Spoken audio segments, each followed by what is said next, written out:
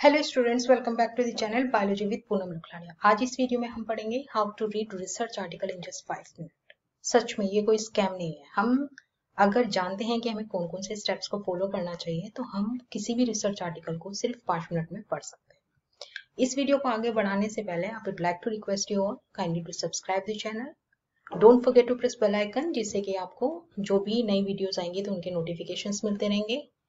Please share the video जिससे कि ये इन्फॉर्मेशन आपके दोस्तों तक पहुंच सके। आपको वीडियो अच्छी लगती है तो उसको लाइक कीजिए। अगर आपका कोई क्वेश्चन है, क्वेरी है, आप मुझे कमेंट बॉक्स में पूछ सकते हैं। तो चलिए स्टार्ट करते हैं how to read research article in just 5 minute. हमें रिसर्च आर्टिकल को 5 मिनट में कैसे पढ़ना है, ये पता करने के लिए सबसे पहले हमारे पास रिसर्च आर्टिकल को पढ़ने का पर्पज होना चाहिए कि हम किस पर्पज से पढ़ रहे हैं। जैसे कि हम एमएससी में डेजर्टेशन स्टार्ट करने वाले होता है तो उससे पहले हमको टॉपिक सर्च करना होता है, तो उसके लिए हम अपना एरिया ऑफ इंटरेस्ट जो भी होता है उसके रिसर्च पेपर्स को पढ़ते हैं। ठीक है, वैसे जो रिसर्च आर्टिकल को पढ़ना होता है, it is a major way for the communication of the science and engineering, या फिर जिस भी फील्ड से आप हैं उसके अंदर जो कम्युनिकेशन हम बहुत अच्छे से कर सकते हैं हमारे रिसर्च आर्टिकल्स के थ्रू। मतलब हम दूसरों के किए हुए काम को पढ़ सकते हैं, हम हमारे काम को रिसर्च पेपर में, रिसर्च आर्टिकल में पब्लिश करके अपने किए हुए काम को, ऑथेंटिक काम को हम लोगों तक पहुंचा सकते हैं। ठीक है, इससे हम जिस भी फील्ड में रिसर्च कर रहे होते हैं उसमें हम अपने आप को अपडेट कर सकते हैं रिसर्च आर्टिकल्स को पढ़ के। हमें पता होता है कि रिसर्च आर्टिकल से कि जिस फील्ड में हम काम कर रहे हैं उसमें कितना काम हो चुका है, कितना हो सकता है, कितना नहीं हुआ है, और हम इसमें कैसे अपना कंट्रीब्यूशन दे सकते हैं। वो सारी चीजें हमें रिसर्च आर्टिकल्स के थ्रू पता चल जाती हैं और हमें नई नई मेथोडोलॉजीज के बारे में भी पता चलता रहता है अगर हम रिसर्च आर्टिकल्स को कंटिन्यू पढ़ते रहते हैं तो। ठीक है, तो चलिए स्टार्ट करते हैं रिसर्च आर्टिकल को कैसे पढ़ना चाहिए सिर्फ 5 मिनट में। तो उसके लिए सबसे पहले हमको पता होना चाहिए कि रिसर्च आर्टिकल की कौन कौन सी बॉडीज होती है। ठीक है, कौन कौन से पार्ट होते हैं। तो रिसर्च आर्टिकल में सबसे पहले हमारा होता है आर्टिकल का टाइटल, फिर उस आर्टिकल को किसने लिखा है, उन ऑथर्स के बारे में उनका नाम लिखा होता है, फिर उन ऑथर्स का एफिलिएशन होता है, फिर उन ऑथर्स की समरी होती है। ठीक है, समरी के बाद में हमारा एब्स्ट्रैक्ट होता है, एब्स्ट्रैक्ट में हमारे रिसर्च पेपर का जिस्ट होता है ना, समरी काइंड ऑफ आप कह सकते हो एब्स्ट्रैक्ट के अंदर। एब्स्ट्रैक्ट के बाद में फिर हमारा इंट्रोडक्शन, इंट्रोडक्शन के बाद में material and method, material method के बाद में हम रिजल्ट लिखते हैं। रिजल्ट जो होता है वो हमारा टेबल्स की फॉर्म में हो सकता है, फिगर्स की फॉर्म में हो सकता है, पिक्चर्स की फॉर्म में हो सकता है। उसके बाद में हम उस रिजल्ट के ऊपर डिस्कशन करते हैं।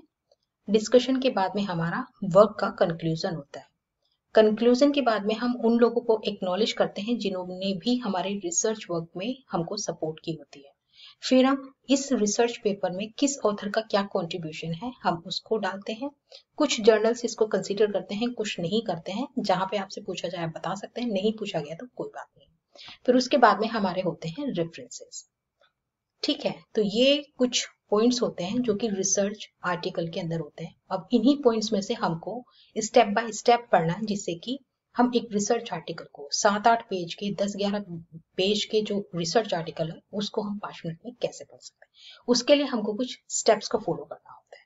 तो चलिए स्टार्ट करते हैं स्टेप बाय स्टेप। सबसे फर्स्ट स्टेप में हम देखेंगे सबसे पहले कि जो भी रिसर्च आर्टिकल हम पढ़ने जा रहे हैं उसका टाइटल हमारे वर्क से, हमारे एरिया ऑफ इंटरेस्ट से मैच करता है कि नहीं। तो सबसे पहले हम क्या देखेंगे, सबसे पहले हम देखेंगे रिसर्च पेपर का टाइटल। ठीक है, जैसे कि इस पेपर में ये टाइटल लिखा हुआ है, ये मेरा ही रिसर्च आर्टिकल है, पीएचडी थीसिस का। फिर हम देखेंगे कि ये जो रिसर्च आर्टिकल है उसको कहाँ पे पब्लिश किया गया है, पब्लिशर कौन है इसका। जैसे इस पेपर का पब्लिशर स्प्रिंगर नेचर में ये पेपर पब्लिश हुआ है। ठीक है, फिर हम कि इस पेपर की पब्लिकेशन डेट क्या है, बहुत ज्यादा पुराना तो नहीं है, ठीक है, या क्या है, मतलब हमें पता होना चाहिए कि हमारी पब्लिकेशन की डेट क्या है।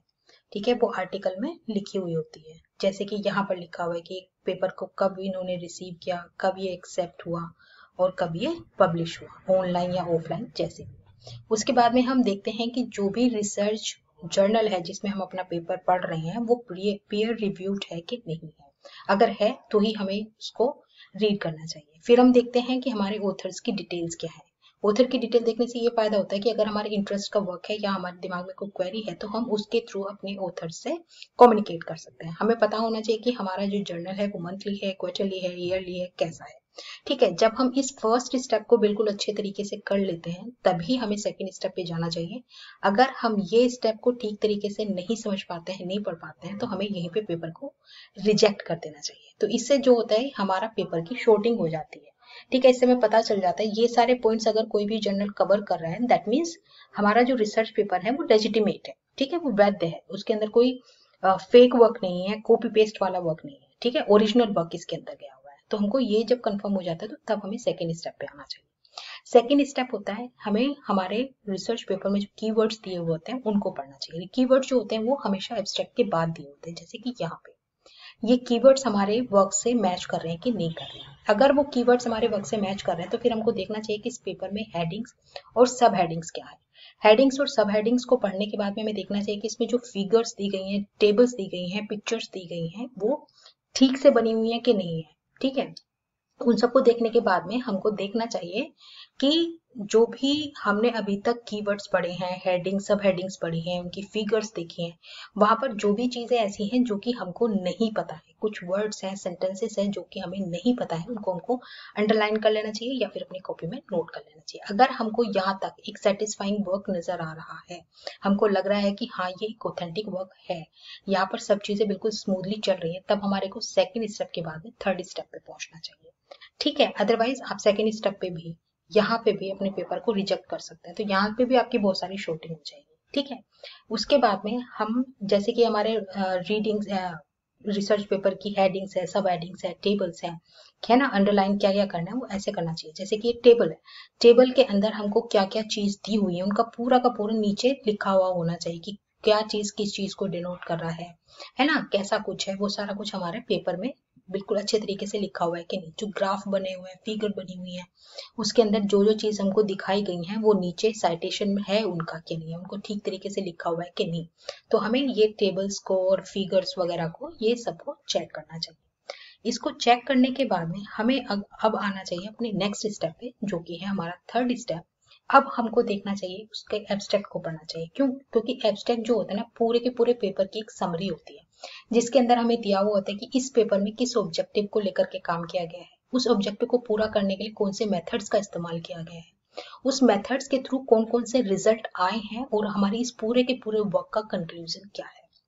ठीक है, तो एब्स्ट्रैक्ट जो है वो सबसे ज्यादा ध्यान से हमको पढ़ना चाहिए, क्योंकि हम फर्स्ट और सेकंड स्टेप में अपने पेपर की वैधता को जांच चुके हैं। ठीक है, तो अब हम इसके एब्स्ट्रैक्ट को पढ़ेंगे। एब्स्ट्रैक्ट में अगर हमें ऑब्जेक्टिव बिल्कुल क्लियर दिया हुआ है, मेथोडोलॉजी बिल्कुल क्लियर दी हुई है, उसका रिजल्ट और कंक्लूजन बिल्कुल ठीक दिया हुआ है, तो अब हम हमारे फोर्थ स्टेप पे आएंगे। एब्स्ट्रैक्ट को पढ़ने के बाद में अब हमें काफी आइडिया लग जाएगा इस रिसर्च पेपर के बारे में, किसने किस ऑब्जेक्टिव को लिया है, उस ऑब्जेक्टिव को पूरा करने के लिए किस मेथोडोलॉजी को इस्तेमाल किया है, उस मेथोडोलॉजी से क्या रिजल्ट आया और उस पूरे के पूरे पेपर का कंक्लूजन क्या है।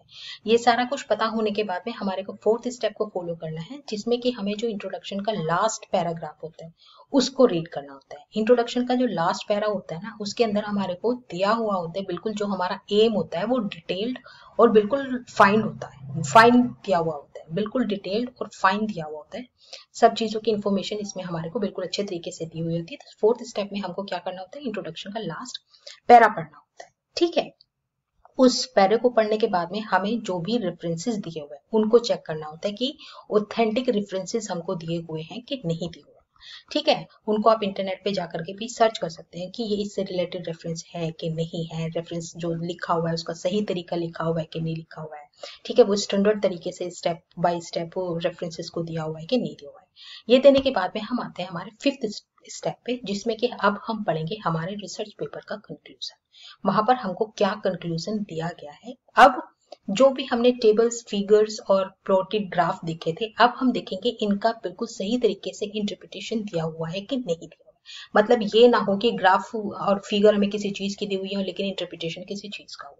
ठीक है, तो अब हमें यहाँ पर बिल्कुल थोरोली चेक करना है कि जो भी फिगर है, वो टेबल है, जो भी ग्राफ प्लॉट किए गए हैं, उनका इंटरप्रिटेशन बिल्कुल सही तरीके से है कि नहीं, वो आपको पढ़ने से समझ में आ रहा है कि नहीं आ रहा है।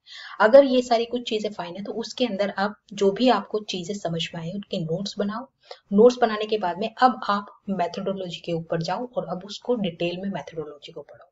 ठीक है, कि आप इससे आपको आइडिया लगेगा कि आपको कौन सी मेथोडोलॉजी का इस्तेमाल करना चाहिए, है ना, और आपके पास कौन से लेबोरेटरी की फैसिलिटीज होंगी, किस मेथड को कैसे इस्तेमाल किया जा सकता है, उसकी सारे नोट्स आप बना लो। उसके बाद में आओ 6 स्टेप पे। अब देखो कि उनमें क्या क्या एनालिटिकल, एक्सपेरिमेंटल और न्यूमेरिकल चीजें दी हुई है, उनका सर्वे करो। ठीक है, वो सारा कुछ देखो। ठीक है, अब देखो इन्होंने किस मटेरियल और मेथड को इस्तेमाल किया है और कौन कौन सी लैब फैसिलिटीज का इन्होंने इस्तेमाल किया है। अब चेक करो कि अगर आपको नोट बनाने के बाद आपके दिमाग में क्वेश्चन आ गया कि हाँ मुझे इस तरीके से काम करना चाहिए, मैं इस मेथडोलॉजी को लूंगा, ये सारा लूंगा, तो चेक करो कि कौन कौन सी लेबोरेटरी फैसिलिटीज आपके पास अवेलेबल हैं और कौन कौन सी लेबोरेटरी फैसिलिटीज आपके पास अवेलेबल नहीं है। तो फिर उसकी आप एक लिस्ट बनाओ। ठीक है, लिस्ट बन जाने के बाद में अब जो भी आपने पेपर पढ़ा है और आपको लग रहा है कि आपके काम से रिलेवेंट है या फिर आप इससे रिलेटेड काम करना चाहते हैं, तो अब उस जो भी रिसर्च पेपर आपने पढ़ा है उसको अपना बेस पेपर मान के आप अपना रिसर्च वर्क स्टार्ट कर सकते हैं। ठीक है, वो फिर पीएचडी की थीसिस भी हो सकती है, डिसर्टेशन भी हो सकता है, वो उसको आप फॉलो कर सकते हैं, उससे आप इंस्पिरेशन ले सकते हैं, उससे आप गाइडेंस ले सकते हैं। इसके बाद में अब आता है हमारा स्टेप 8। आपका जो भी रिसर्च का आउटकम है वो लीजिए, उसको अपने गाइड से, सीनियर फैकल्टी से, सीनियर से डिस्कस कीजिए, पर ध्यान रखिएगा ऐसा कोई ना हो कि आपका आइडिया लेकर के अपना आइडिया बना के दिखा दे। मतलब भरोसे वाले लोगों से आप उन चीजों को डिस्कस कीजिए। डिस्कस करने के बाद में रोड मैप बनाइए, वर्क प्लान बनाइए, अपनी प्रपोजल को लिखिए। प्रपोजल का जो भी फॉर्मेट आपको सबमिट करना होता है उसका फॉर्मेट दिया हुआ होता है हर जगह पे, उस प्रपोजल को बनाइए, सिनॉप्सिस को बनाइए और सबमिट कर दीजिए। अगर आप इस तरीके को, इन 8 स्टेप्स को फॉलो करके रिसर्च पेपर को पढ़ेंगे, अपना प्रपोजल बनाएंगे, सिनॉप्सिस बनाएंगे, तो मुझे नहीं लगता कि वो रिजेक्ट होगा कहीं से।